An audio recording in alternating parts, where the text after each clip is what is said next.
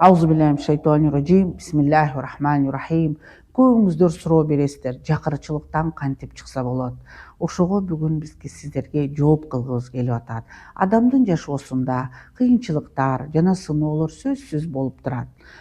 Ошентип адам алдында жылууга, жашоосун маңызга толтурууга жардам берген баалуу сабактарды алат. Куран жана сүннөт менен адам кыйынчылыктардан чыга алат. Бисмиллахиррахманиррахим. وعن ضبة عن أبي مسعود قال سمعت رسول الله صلى الله عليه وسلم.